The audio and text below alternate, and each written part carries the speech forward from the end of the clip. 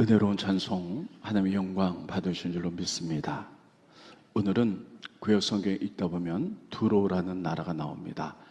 그래서 두로에 대해서, 두로의 심판에 대해서 에스겔은 뭐라고 얘기했는지 말씀을 전하도록 하겠습니다.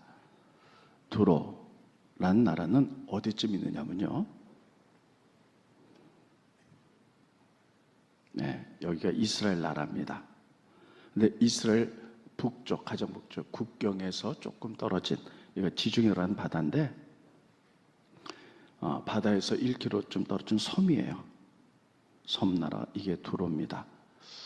그런데 이 섬이다 보니까 두로 나라는 해약, 바다에서 배를 가지고 무역하는 해양 무역이 굉장히 발달했어요. 그래서 굉장한 부를 쌓게 됩니다. 그래서 아주 부유한 나라예요. 부자 나라고요. 또 그 당시에는 이제 대국들이 전쟁을 했는데, 내륙은 전쟁을 해서 많은 피해를 보지만 고대에는 배들이 많이 발달하지 않았어요. 그래서 이 섬은 아무리 큰 나라 제국이라도 전쟁을 할 수 없어서 오랫동안 침략을 받지 않은 나라, 그래서 대단히 부를 소유한 나라입니다. 그 당시에 두로가 얼마나 부자였는지 좀 보도록 하겠습니다. 스크린 보십니다. 스가랴서 9장 3절에 보면 두로는 자기를 위하여 요새를 건축하며 은을 티끌같이 금을 거리 진흙같이 쌓아도다. 그러니까 여러분, 거리에 은과 금이 진흙처럼 쌓여 있다는 거예요. 그만큼 부자라는 것이죠. 우리가 구약성을 읽다 보면 구약시대 때 가장 부자 왕하면 솔로몬입니다. 솔로몬 때도 금덩어리 은덩어리가 조약돌처럼 많았더라, 저기 그렇게 기록되어 있는데, 이 두로도 마찬가지였어요. 대단히 부자였고 해양 무역이 발달했고, 오랫동안 외세의 침략을 받지 않아서 이렇게 부유했어요. 그런데 하나님은 이 에스겔을 통하여 두로의 심판에 대해서 얘기를 합니다. 그럼 두로가 주로 어떤 일을 잘못했을까 하는 것이에요. 그것은 바로 관계를 좀 잘못 맺었어요. 그래서 이스라엘 민족이 하나님 선택한 민족인데 바벨론에 의하여 죄를 져서 멸망당할 때, 그러면 이 두로라는 나라와 이스라엘 나라는요, 사실 우호적인 관계였어요. 예를 들면 우리가 구약성에 읽다 보면요, 이스라엘의 다윗 왕이, 그리고 솔로몬이 왕궁과 성전을 지을 때 백향목을 가지고 짓죠. 근데 이 백향목이 두로에 있었어요. 그래서 두로에서 이스라엘 나라의 백향목. 그리고 두로는 섬나라였기 때문에 농작물이 풍부하지 않았어요. 그래서 이스라엘 나라에서 농작물과 토지를 주면서 이렇게 우호적인 나라였어요. 그런데 이스라엘 나라가 멸망할 때에 두로가 마음을 바꿉니다. 그럼 박수를 치면서, 아하, 예루살렘이 멸망했구나, 그럼 예루살렘에 들어갈 부귀와 영화와 물질이 나에게 오겠지 하며 기뻐했다는 거예요. 그래서 하나님이 심판한다, 이렇게 말하고 있습니다. 스크린 보십니다. 에스겔서 26장 2절에 보면, 인자야, 두로가 예루살렘에 관하여 이르기를, 아하라는 것은 손뼉을 탁 치면서, 아하, 만문의 문이 깨져서 내게로 돌아오도다. 만문의 문이라는 것은 예루살렘 성전에서 하나님을 찬양하는 많은 사람들이 예배드린 장소인데 예루살렘이 망했다는 거예요. 그가 황폐했으니 내가 충만함을 얻으리로다.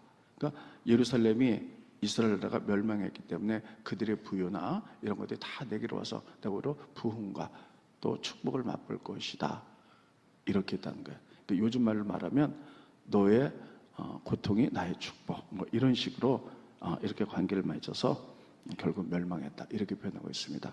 두 번째는요, 두로 나라가 굉장히 부자였기 때문에 거기를 다스릴 왕이 교만을 떨었어요.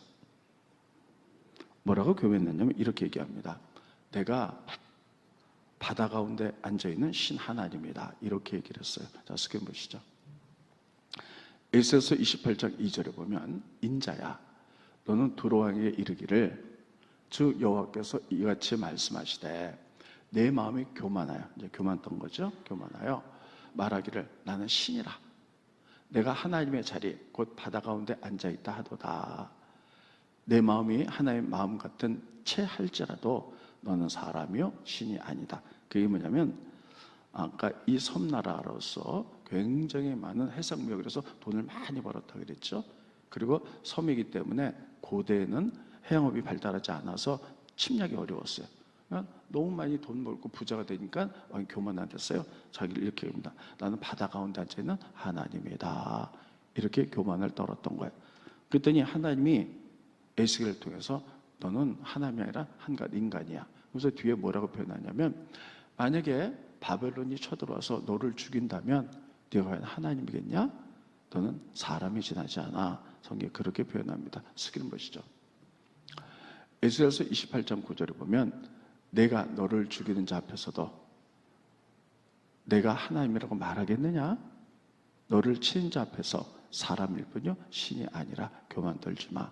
이렇게 교만해서 결국은 하나님의 도로가 심판을 받을 수밖에 없다. 이게 도로에 관한 모든 이야기였고요. 그래서 나중에 여러분 아수르에 잠깐 어려움을 당하고 나중에 후세에 헬라에 의하여 알렉산더에 의하여 멸망을 당하죠. 근데 그 멸망을 당할 때 얘기는 어떻게 돼 있냐면요. 섬과 육지 사이에 한 1km 정도 떨어져 있어요. 여기에 뚝을 쌓는 거예요. 돌을 해가지고 다 뚝을 쌓고요. 그래서 침략해 들어갑니다. 그래서 도로가 결국은 심판을 당하게 됩니다.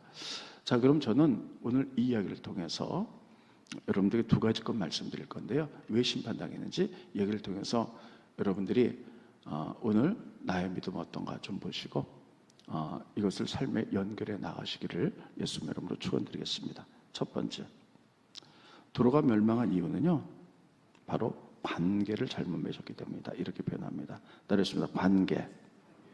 여러분, 믿음은 관계입니다. 하나님과의 관계, 사람과의 관계예요. 그래서 우리가 신앙을 한마디로 말하면 하나님 사랑, 사람 사랑이죠. 그래서 우리가 십자가 교리도 마찬가지입니다. 제일 먼저 나가 있고 하나님이 있어요. 하나님과의 관계죠. 두 번째, 수평관계, 나와 너의 관계예요. 그래서 하나님과의 관계, 사람과의 관계가 잘 되는 것, 이게 신앙생활입니다. 많은 사람들이 하나님과의 관계는 잘 되기 위하여 여러분들이 신앙생활하고 또 기도하고 애쓰죠. 근데 문제는 사람과의 관계가 잘 되고 있는가 하는 거예요. 많은 사람들이 하나님과의 관계만 잘 되면 사람과의 관계는 좀 묶여있다 해도 아무렇지도 않게 생각해요. 그러나 절대 그렇지 않습니다. 성경 우리에게 뭐라고 말하고 있냐면요, 땅에서 매이면 하늘에서도 매이고 땅에서 풀면 하늘에서 풀린다는 거예요.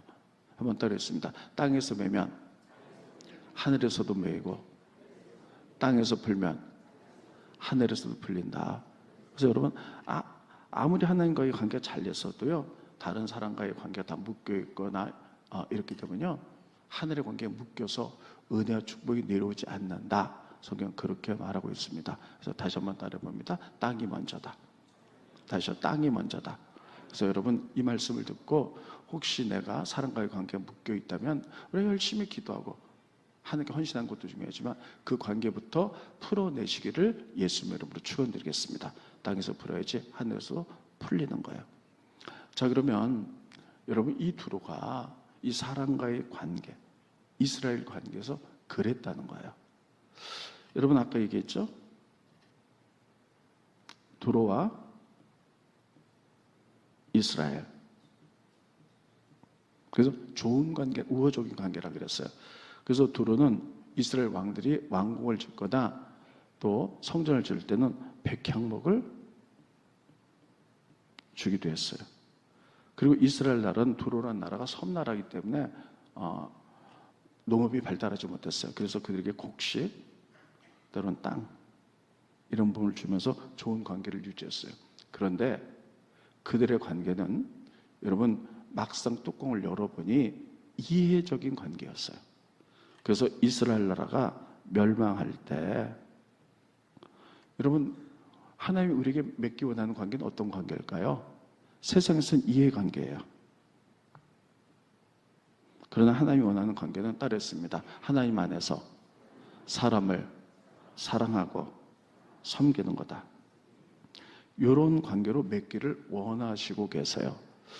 그러면 도로가 이스라엘가 멸망할 때 어떻게 될까요? 우호국가이기 때문에 가슴 아파하거나 도와주려고 이렇게 해야 되죠. 근데 그렇게 하지 않았다는 거예요. 어떻게 했냐면 손바닥을 치면서 그 나라가 멸망했구나.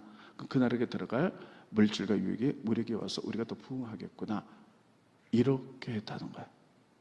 그래서 하나님 원하는 관계가 아니라 우호적인 관계였던 것 같은데 막상 문제가 생기니까 이해관계였어요. 그래서 결국 멸망했다 이렇게 표현합니다. 여러분, 이런 얘기는 또 있어요. 오바댜서를 보면요, 이런 얘기가 있습니다. 오바댜서는 에돔의 멸망에서 쓰고 있어요. 그러면 에돔과 이스라엘 나라는 형제 국가예요. 따르십니다. 형제 국가. 여러분 잘 아는 대로 이삭이 야곱과 에서를 낳죠. 그런데 이 야곱이 낳고 해서 이스라엘이 됐고요. 에서가 낳고 해서 에돔 국가예요. 그래서 서로 형제 국가라 성경 그렇게 기록하고 있어요. 물론 국가끼리 좀 경쟁도 있고 어려움도 있었지만, 그런데 이스라엘이 멸망할 때요, 에돔이 어떻게 했냐는 거예요. 성경 보면 에돔이 이렇게 했습니다. 아주 포악하게 했다. 성경 그렇게 기록하고 있어요. 그래서 바벨론이 쳐들어왔을 때 에돔은 멀리서 지켜보고 도와주지 않았고, 예루살렘이 파괴돼서 막 적들이 막 물건들을 훔쳐갈 때, 절품을 할 때 그들도 가서 절품을 훔쳤고, 그리고 또 이제 이스라엘 나라가 특별히 이제 전쟁이 일어나니까 사람들이 막 도망갈 때 포위해서 못 도망가고 이스라엘 사람을 죽였다. 이랬기 때문에 에돔도 멸망한다고 오바댜서에 그렇게 기록하고 있어요. 스크린 보십니다. 오바댜 1장 10절로 14절에 보면, 내가 내 형제 야곱에게 행한, 여기서 너라는 것은 에돔입니다. 내 형제 야곱에게 행한 포악으로, 포악했다는 거죠. 형제 국가인데 말미암아 부끄러움을 당하고 영원히 멸절되리라. 내가 멀리 섰던 날 곧 이방인이 그의 재물을 빼앗아 가며 외국인이 이스라엘 성문에 들어가서 예루살렘을 일으켰을 때, 그러니까 바벨론이 쳐들어와서 이스라엘 멸망시켰을 때 에돔은 어떻게 했냐? 멀리서 방광했다는 거예요. 그리고 억기하여, 그래서 바벨론이 쳐들어와서 예루살렘의 보물들을 훔쳐갈 때 너도 그들 중에 한 사람 같았다.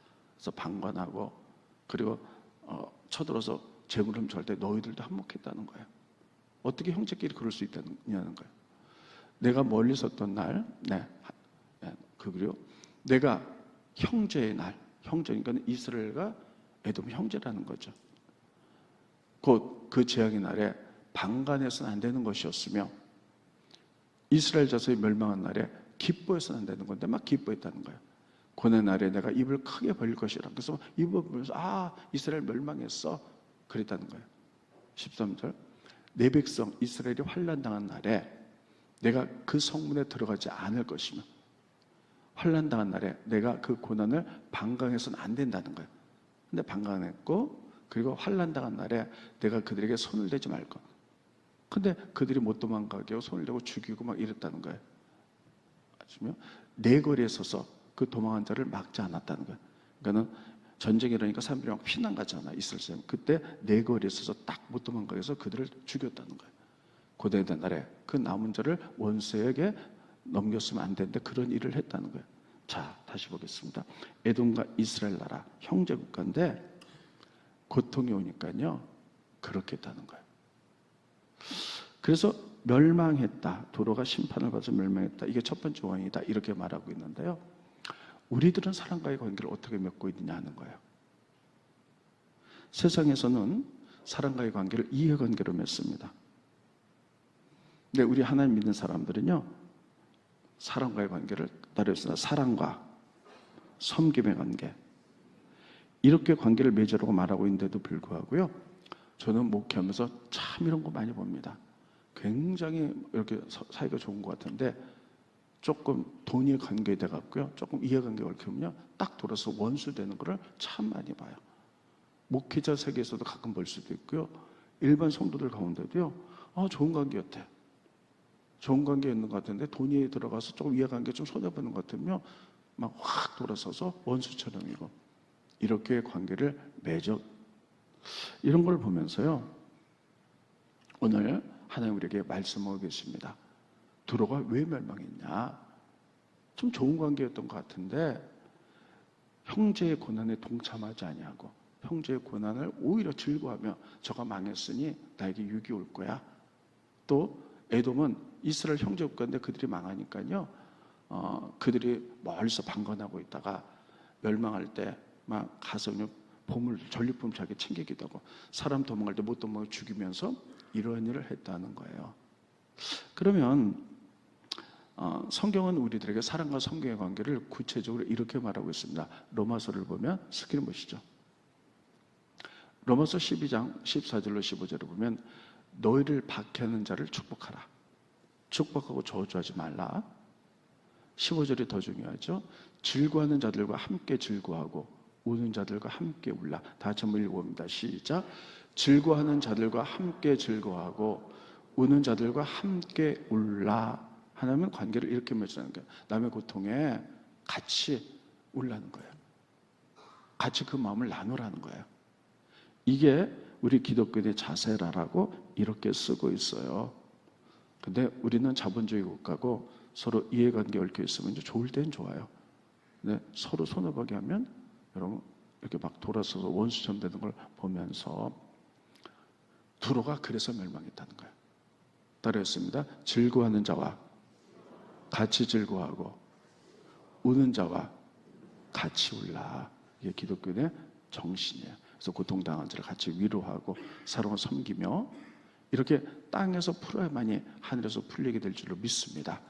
그런 은혜와 축복이 여러분과 저 가운데 있으시기를 예수님의 이름으로 축원드리겠습니다. 두 번째는요, 교만 때문에 심판받았다는 거예요. 근데 여러분, 이 두로 왕이 한번 생각해 보세요.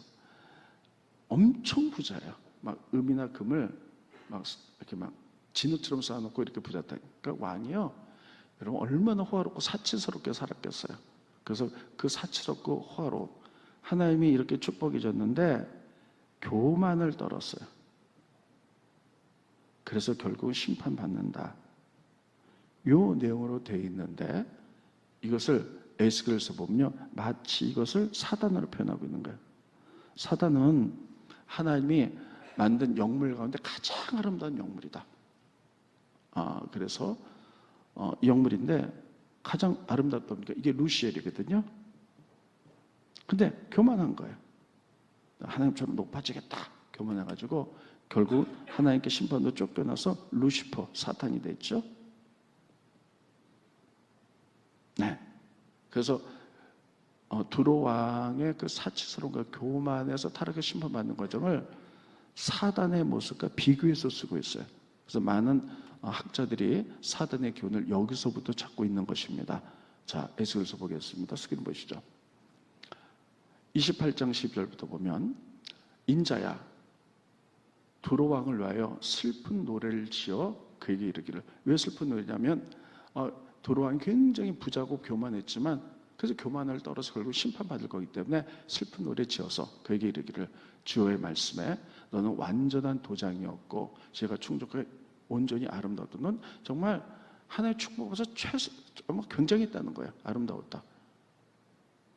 내가 그 사람의 왕의 그 사치함을 보면 이렇게 되어 있어요. 옛적에 하나님의 동산 에덴에 있어서 각종 보석, 홍보석, 황보석, 금강석, 황호, 홍만호, 창호, 청보석, 남보석, 황금으로 단장하였다는 거예요.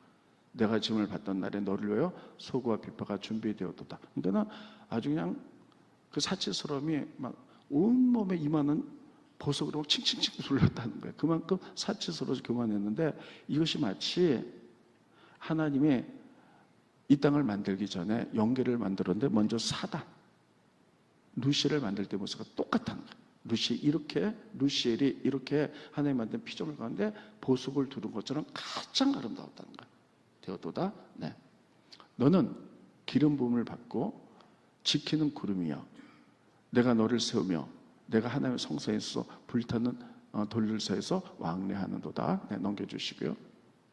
그런데 내가 지음을 받던 날부터 내 모든 길에 완전하더니 마침내 내게서 불의가 드러났다. 참 존귀하게 됐는데 너무 이렇게 잘 되다 보니까 불의가 드러났는데 그게 뭐냐면 교만이었다는 거예요. 스크린 보십니다. 내가 아름다움으로 내 마음이 교만하였으며 그랬습니다. 교만. 내가 영화로움으로 내 죄가 더럽혀졌다. 그래서 내가 너를 땅에 던져 왕들 앞에 두어 그들의 구용거리가 되게 하였도다. 자, 접었어요.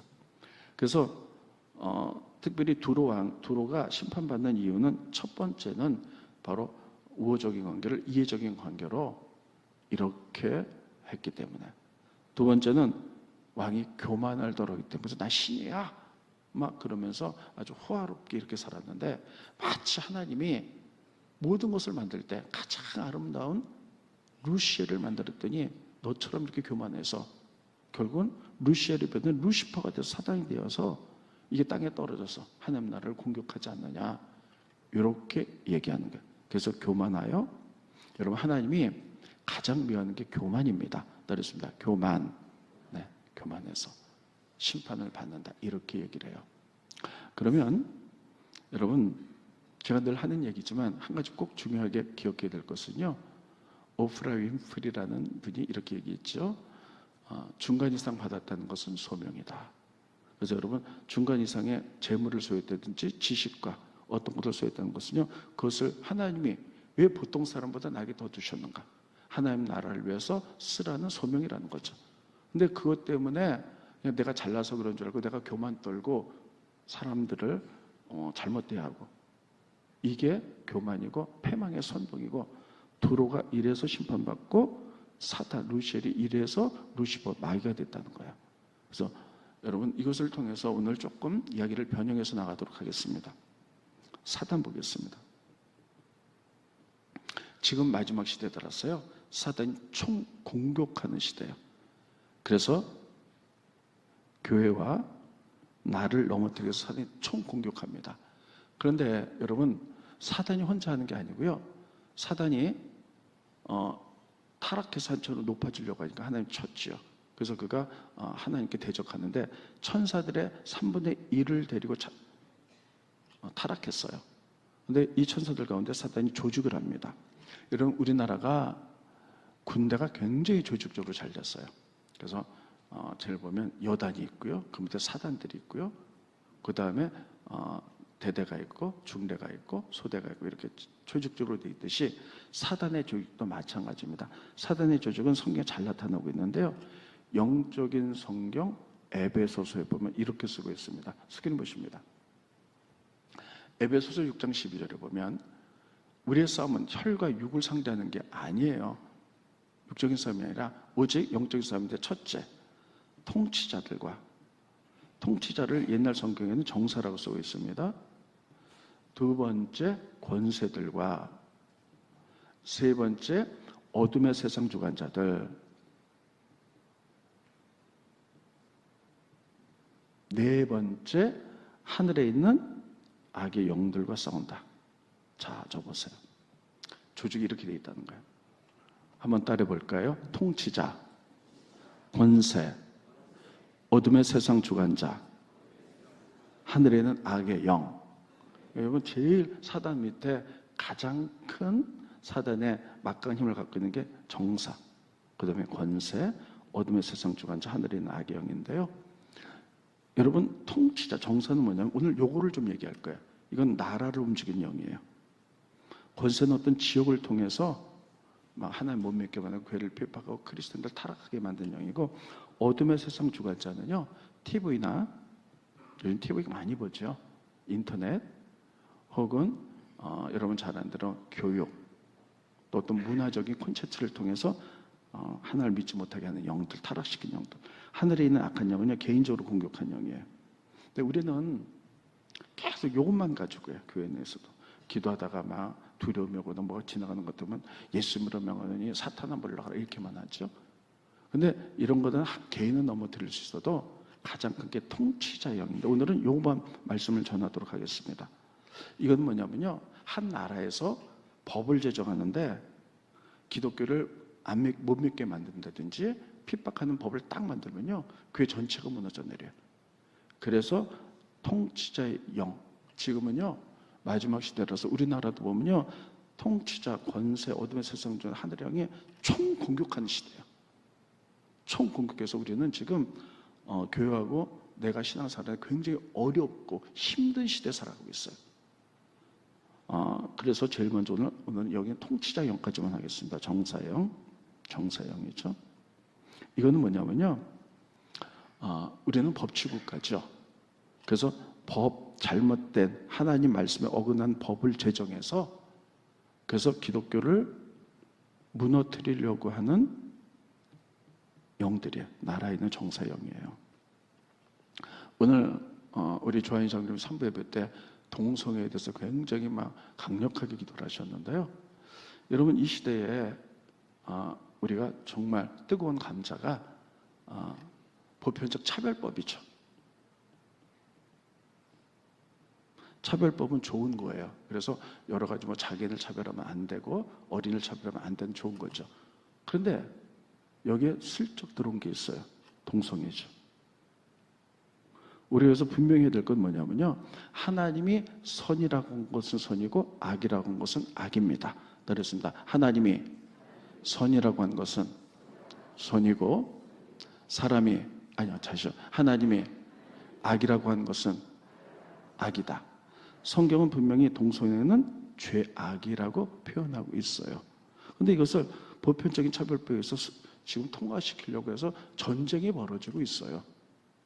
아까도 우리 장로님이 기도하셨지만 미국이라는 나라는 우리 감리교도 그렇고 많은 기독교들이요, 이 동성애법 때문에 나뉘었어요. 동성애를 옹호하는 교회, 또 그거를 이제 반대하는 교회라고 교단 자체가 나뉘었고요. 우리나라도 이게 정말 뜨거운 감자로, 아까 장로님은 감리교 목사만 얘기했는데 이건 감리교 장로교 할 것 없이 전부가 다 보편적인 현상이에요. 그러면 우리는 이 동성애 법을 놓고 많은 사람들이 기도하고 많은 사람이 또 막 저항하고 막 동성애 퍼레이드 할 때 막 기독교인 나가 싸우고 막 이런 일들이 벌어지잖아요.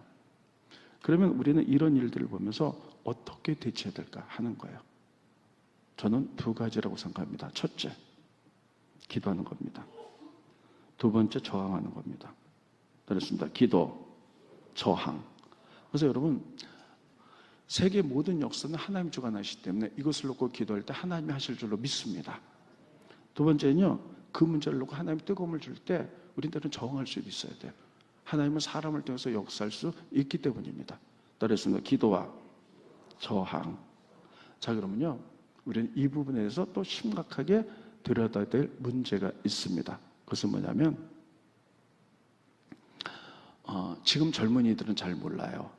근데 제가 아주 오래전에 미션이라는 영화를 봤습니다. 너무 좋은 영화예요. 나이 드신 분은 본 분도 많고, 근데 젊은 사람들은 못 봤다면요, 좀 인터넷 발달해서 미션이라는 영화를 꼭 한번 보시길 바랍니다. 너무나 유명한 영화예요.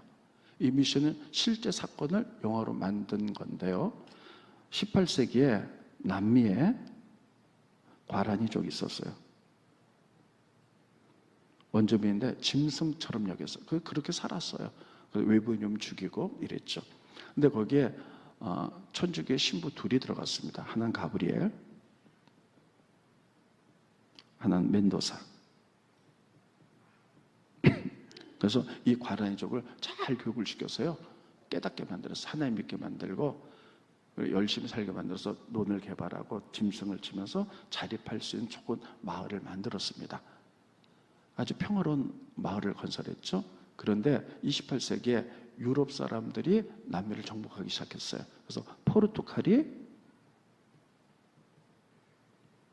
포르투갈이 남미를 정복하면서 과란이족을 점령합니다. 근데 이들이 보기에는요, 이들은 무슨 짐승처럼 여겼고요. 그래서 이들을 내어쫓습니다. 그러니까 선교사님과 과란이족은 자기네들이 피땀 흘려서, 그리고 예수님을 중심으로 만든 공동체가 없어지게 되니까 저항하는 거죠. 그래서 포르투갈 정부에서는 군인을 통해서 총을 가지고 쳐들어오는 거예요.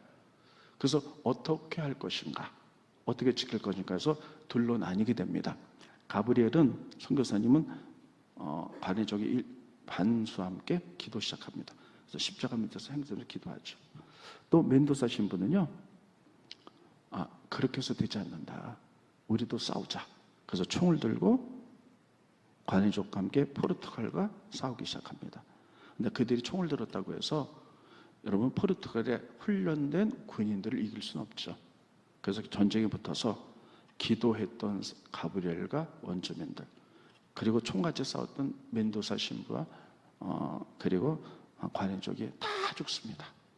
그리고 포르투갈이 이 땅을 정복하고요, 살아있는 몇 명의 과란이족만 더 깊은 숲으로 들어가서 정글에서 살게 되면서 얘기는 끝나요. 그래서 우리에게 스스로 대답하라고 합니다. 어느 게 하나님 뜻이냐? 기도하는 게 하나님 뜻이냐? 같이 저항해서 총으로 쏘면서 전쟁하는 게 하나님 뜻이냐? 이렇게 묻고 있습니다. 여러분, 어느 게 하나님 뜻입니까? 하나님 어떤 거 원할까요? 지금 우리는 하나님이 악이라고 규정한 동성애 법, 차별법이 꼭 나쁜 건 아닙니다. 장애인을 차별하면 안 된다. 이건 너무 좋은 거예요. 근데 쓱 하나 숟가락 얹어서 동성애까지 이렇게 통과시키려고 하는 거죠. 이거 하나님이 악이라고 하는 것은 분명히 악이에요.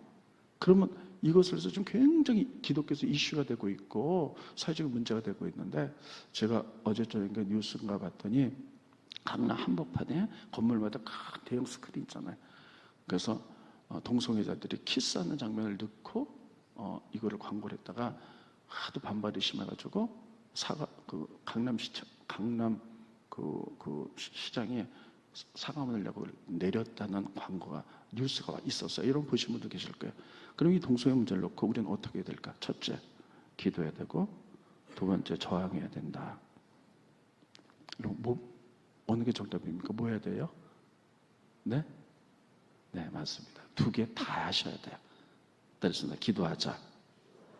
하나님 마음 주시면 저항도 하자. 저항도 해야 돼요. 그래서 여러분, 때로는 이런 거에 대해서 우리가 이렇게 사인도 해야 되고 이렇게 되는데, 문제는 여기에 문제가 있습니다. 사람들이 우리 몸이 눈과 코와 입과 손이 있는데 다 달라요. 입은 말하는 역할이고, 눈은 보는 역할이고, 손은 행동하는 역할이고, 발은 걷는 역할인데, 이게 역할들이 다르고, 그래서 한 몸을 이루는 건데 괜히 이렇게 다양성이 하나거든요. 근데 저항하는 사람들은 때로는 이렇게 기도한 사람들에게 너희는 기도만 하고 왜 이런 거 하지 않느냐 하고 비난하는 경우가 있어요. 비겁하다. 또 기도한 사람들은요, 저항한 사람들이 맨날 쌈질이나 하고 너는 왜 기도도 하고 이런 것만 하냐. 다 하나님의 방법인데 서로 이거 좀 헐뜯고 비겁하다 그러고 기도 안 한다고 이런 경우가 있다는 게 현실적으로 나타나고 있어요. 그러면 여러분, 이거의 답은 뭘까요? 엘리야를 통해서 하나님은 정확하게 말씀하고 계십니다. 엘리야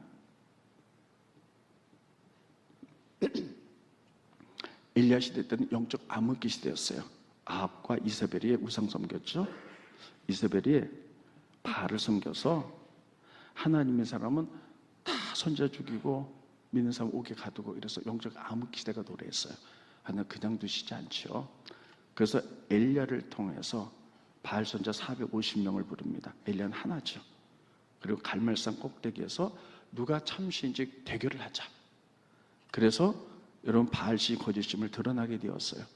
그래서 엘리야가 백성들을 불러서 450명의 바알 선지자를 목을 쳐서 다 죽입니다. 근데 엘리야가 승리했죠. 이세벨이 듣고 자기 선지자를 죽였다고 엘리야를 죽이려고 해요. 그러니까 천하 엘리야가 두려서 호렙산으로 도망을 갑니다. 그러면 하나님을 만나면서 그 하소연을 해요. 하나님, 내 열심히 특심인 거 하나님 아시죠? 이 땅에 정하는 사람은 나 혼자 있습니다. 혼자만 남았습니다. 괴로워서 부르짖죠. 스크린 보십니다. 열왕기상 19장 14절. 그가 대답하되 나는 내가 만군의 여호와 하나님께 열심히 유별하게, 특심이라는 거예요. 이는 이스라엘 자손이 주의 언약을 버리고 주의 제단을 헐며 칼로 주의 선지자를 죽였으며 오직 나만 남았다는 거예요. 나만 저가 혼자 있다는 거예요.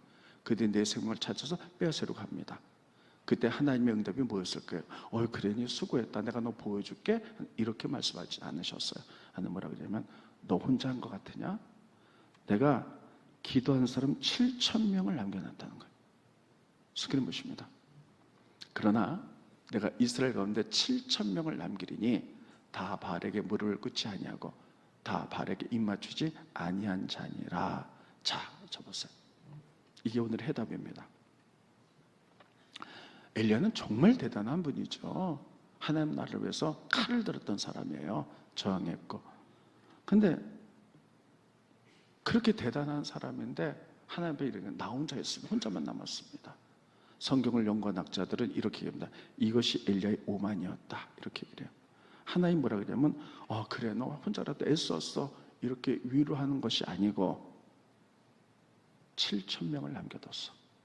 이들이 뭐했냐? 이들은 숨었지만 기도했어. 그들의 기도가 있었기 때문에 하나님이 역사했고 하나님이 너를 통해서 했던 거야. 이게 엘리야는 대단한 사람이지만 이 부분을 신학자들은 다 엘리야의 오만이었다, 이렇게 얘기를 하는 겁니다. 그래서 이걸 통해서 우리가 꼭 깨달을 것은 기도도 필요하고 때로는 저항도 필요하다는 거예요. 그러면 여러분 막 저항하는 사람들 있죠. 그런 사람 보면 답답한 것 같아. 저 사람은 왜 우리가 이렇게 피 흘리면서 저항할 때 기도만 하고 있는 거야? 기도한다고 돼? 이렇게 말해서는 안 된다는 거야.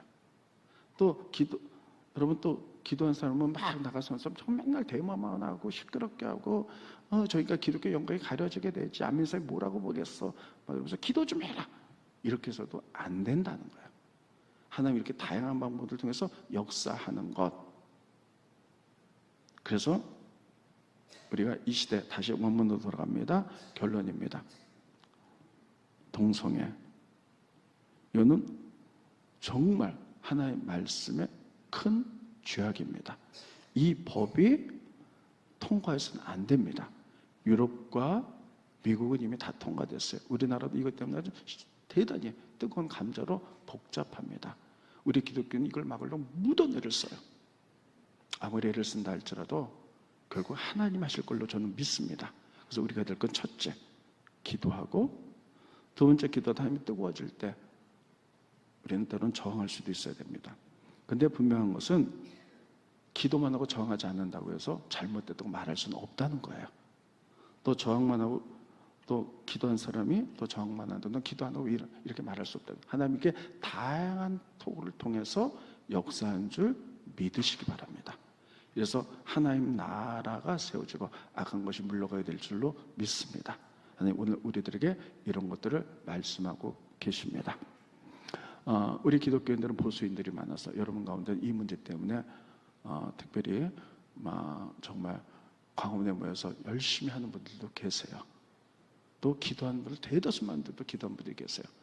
이것 때문에 다툼이 없기를 바라며 하나님의 다양한 방법의 역사의 단서를 기억해보며 여러분 기도와 때로는 저항과 이런 것들을 통하여 여러분 하나님 나라를 이뤄갈 수 있기를 예수님의 이름으로 축원드리겠습니다. 기도하겠습니다.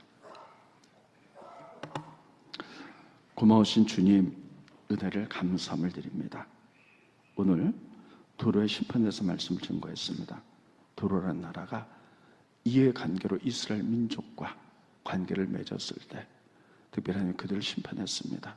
세상에서는 그렇게 산다 할지라도 우리가 하나님의 자녀가 됐사오니 모두 존귀한 하나님의 형상들과 우리가 서로 사랑과 섬김의 관계로 바꿔나갈 수 있도록 도와주시고 즐거워하는 자와 같이 즐거워하고 우는 자와 같이 울 수 있는 그런 하나의 마음을 우리에게 허락하여 주시옵소서. 아버지 원합니다. 이 도로의 멸망 두 번째는 이 도로왕의 교만함 때문이었습니다.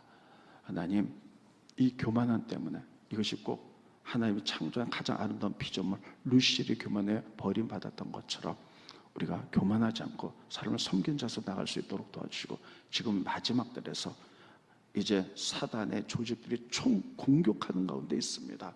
하나님 우리가 이러한 때에 하나님 먼저 기도하게 하시고 또 하나님 또 저항할 수 있도록 도와줘서 하나님의 거룩한 나라 법들을 지켜나갈 수 있도록 축복하여 주시옵소서.